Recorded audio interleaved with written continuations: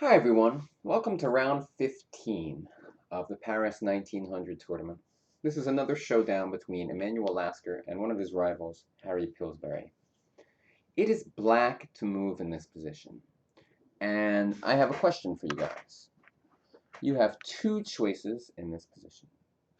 Choice number one, and I'm going to say these two choices, then pause your video and figure out which one you want to go for. Choice number one, well, the position looks pretty even. Pawns are equal. And if I was black, I would just take on g3.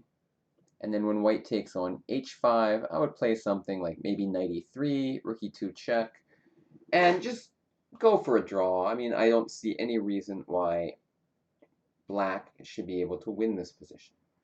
That's choice number one. Here's choice number two. Well, black's king is very active on f3 and attacking the g3 pawn.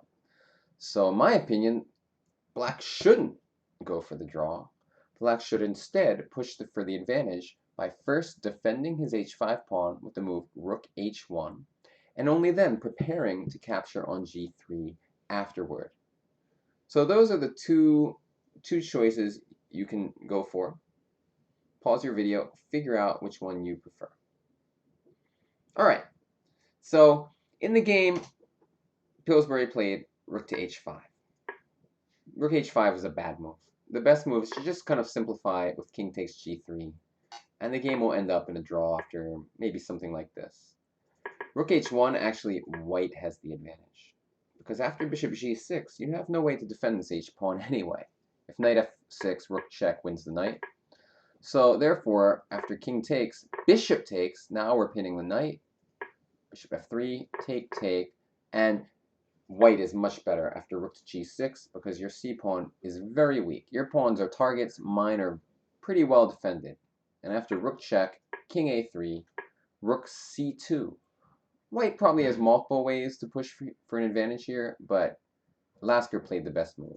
Knight to d3, threatening knight e5. So you have no time to take this pawn because you will lose the bishop. And after king h4, knight e5, rook takes c6, the pawn is now defended, and white is simply up a pawn, and was able to win pretty easily, because black's other two pawns are still quite weak. Rook a5, knight c6, and there's no way to defend the a-pawn.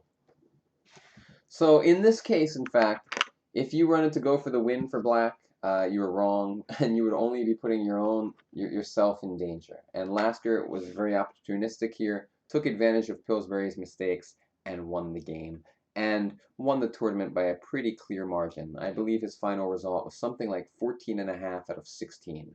So like 12 wins, 1 draw, 1 loss. Completely dominating performance. He won by 2 points if I'm not mistaken.